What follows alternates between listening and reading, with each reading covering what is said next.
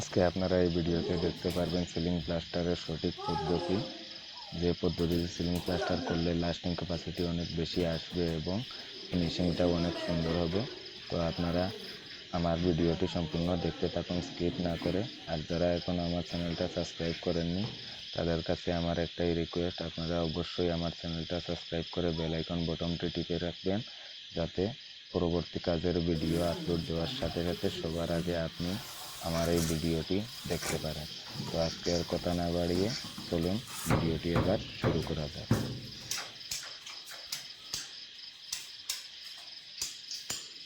যে দেখতে পাচ্ছেন এখানে প্রথমে সিলিংটা জল মেরে ভালোভাবে ভিজিয়ে দেওয়া হচ্ছে এবং সাইডে যেগুলো উঁচু নিচু হালকা হালকা রয়েছে ওই জায়গাগুলো কেটে নেওয়া হয়েছে। তারপরে পুরোপুরিভাবে ভিজা হয়ে গেলে সিলিংটার মধ্যে ব্রাশ দিয়ে লাইন ব্রাশ 4 ইঞ্চি লাইন ব্রাশ দিয়ে গুলাটা লাগানো হচ্ছে। আপনারা আপনাদের প্রসেস মতো গুলাটা লাগাতে পারেন, কিন্তু ছাদে প্লাস্টার মশলা চাপানোর আগে জল মারতে হবে এবং গুলোটা অবশ্যই মারতে হবে, সিমেন্টের গুলো। তো আপনারা দেখতে পাচ্ছেন মশলা একদিকে চাপানো শুরু হয়ে গেছে। গুলোটা ভালোভাবে শুকানোর আগেই মশলাটা চাপিয়ে দিতে হবে, কারণ গুলা আপনারা অনেকে মেরে থাকেন কর্নি দিয়ে, অনেকে অনেক প্রসেসে মেরে থাকেন, তবে যে যা প্রসেসে মারেন না কেন কিন্তু গুলাটা মারা বাধ্যতামূলক। তো আপনারা দেখতে পাচ্ছেন এখানে আমি শুকনো মশলাগুলো সিলিংয়ের মধ্যে চাপাচ্ছি না, এখানে হালকা করে মশলা প্রথমে আমি চাপিয়ে নিচ্ছি, নরম মশলাগুলো, এখানে শক্ত মশলাগুলো চাপাচ্ছি না। অনেক মিস্ত্রি ভাই শুকনো শুকনো মশলা সিলিংয়ে চাপিয়ে নেন, তো আমার মনে হয় ওদের থেকে আমাদের এই পদ্ধতিটা অনেক বেটার হবে। কিন্তু কিছু কিছু জায়গায় এরকম কাজ করতে হয় অনেকটা জায়গায়, তো আমি ওই জায়গাগুলোর কথা বলবো না, কারণ অনেক জায়গার কালচার অনেক রকমের হয় এবং মেটেরিয়ালগুলো আলাদা হওয়ার কারণে কোনো কোনো জায়গাতে শুকনো মশলা দিয়ে বাধ্যতামূলক কাজ করতে হয়। কিন্তু এইভাবে যদি ভিজা মশলা দিয়ে কাজ করেন, নরম মশলা দিয়ে, তাহলে সিলিংয়ের মধ্যে প্লাস্টারটা অনেক ভালোভাবে আটকাবে এবং কখনো এটার মধ্যে ক্র্যাক আসবে না, ফাটা দিবে না এবং ফিনিশিংটাও অনেক ভালো আসবে। তো এভাবে প্রথমে আমি কর্নি দিয়ে হালকা করে মশলা চাপিয়ে নিয়েছি, তারপরে আমি কর্নির উল্টো পিঠ দিয়ে উল্টো সাইড দিয়ে ঘষে ঘষে মশলাটা সমান করে দেব। হালকাভাবে আবারও মশলা লাগিয়ে নেব, কারণ প্রথমে আমি যে মশলাটা লাগিয়েছিলাম ওটা একদম হালকাভাবে চাপিয়েছিলাম, কারণ ভারীভাবে প্রথমে মশলাটা যদি সিলিংয়ে চাপিয়ে দেন তাহলে অনেক জায়গা থেকে ছুটে পড়ে যাবে সঙ্গে সঙ্গে। তো আপনারা দেখতে পাচ্ছেন এই সিলিংয়ে আমি যতটা জায়গায় মশলাগুলো চাপিয়েছি কোথাও থেকে ছুটে পড়েনি, এক দুটো জায়গা থেকে ছুটে পড়েছে। তো যদি ভারী মশলা প্রথমে চাপিয়ে দেন তাহলে কিন্তু অনেকটা জায়গা থেকে ছুটবে এবং কখনো কখনো আমি দেখেছি অর্ধেকটাও প্রায় ছুটে যায়। তো আমি এখানে প্রথমে হালকা চাপিয়েছি, তারপরে কর্নি দিয়ে উল্টো পিঠ দিয়ে আবারও হালকা মশলা টেনে দিয়েছি, মোটামুটি সমান হয়ে গেছে। এবার আমি গোছটা টেনে কেটে নেব। তো সিলিংয়ের কাজ যদি আপনি করে থাকেন তাহলে অবশ্যই গোছ টানা ভালোভাবে প্রথমে শিখে কাজটা করবেন এবং এক্সপার্ট কোনো মিস্ত্রির সঙ্গে থেকে সিলিংয়ে কীভাবে গোছ মারতে হয় এবং কী ধরনের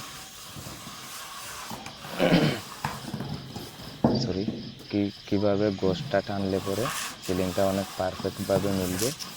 তো এই জিনিসটা যদি আপনি না জানেন তাহলে কিন্তু সিলিংয়ের কাজটা ভালোভাবে করতে পারবেন না।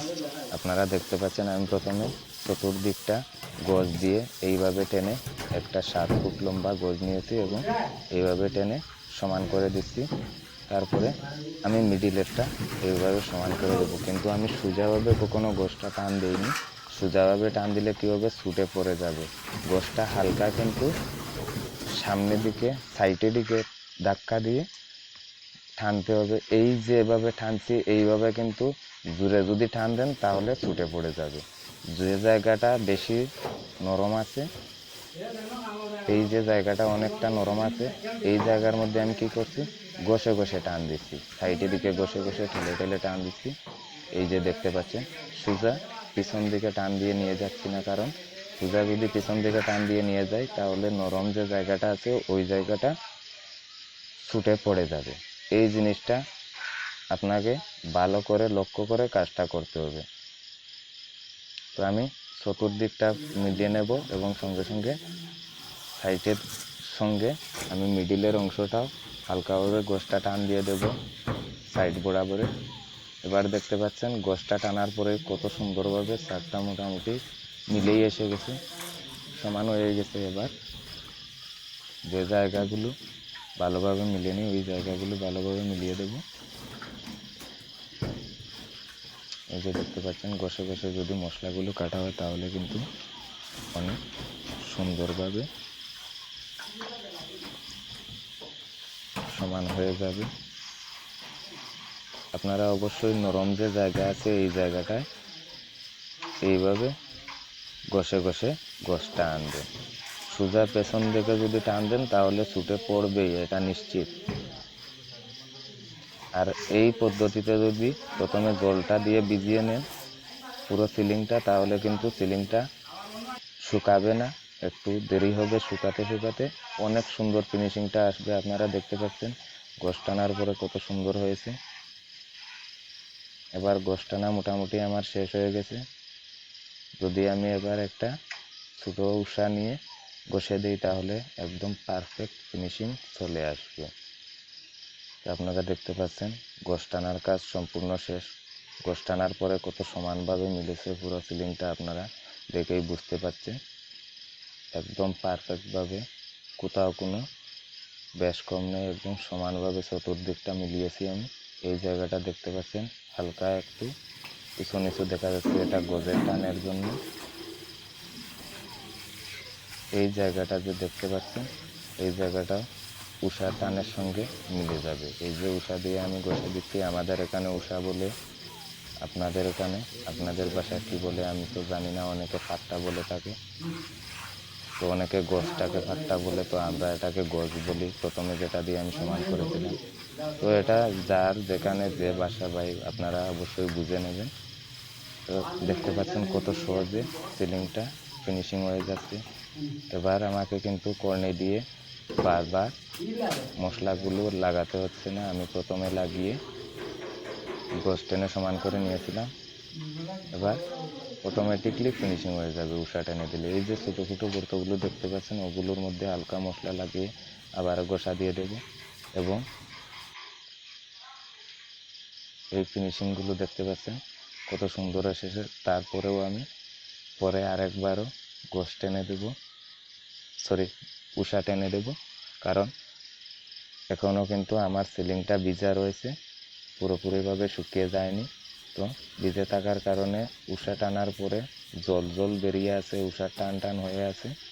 আপনারা যদি রাজমিস্ত্রির কাজ করে থাকেন তাহলে অবশ্যই বুঝতে পারবেন, নরম জায়গার মধ্যে উষা দিয়ে টেনে দিলে এইভাবে জল জল বেরিয়ে থাকে।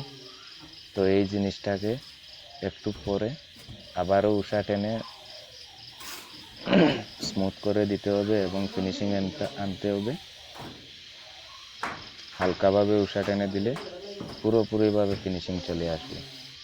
মোটামুটি এই যে ফিনিশিংটা দেখতে পাচ্ছেন আমি ওটা একটু পরে টেনেছিলাম, তো এই ফিনিশিংটা চলে আসবে। যে কেউ আপনার কাজ দেখে আপনাকে প্রশংসা না করে যেতে পারবে না। আপনি নিজেই দেখতে পাচ্ছেন কত ভালো ফিনিশিং এসেছে, পুরো সিলিংটা এইভাবেই চলে এসেছে ফিনিশিং। তো এই সিলিংটা শুকানোর পরে পুরোপুরিভাবে হোয়াইট হয়ে যাবে এবং অনেক সুন্দর লাগবে, বোঝা যাবে সিলিংটা রং করা হয়েছে।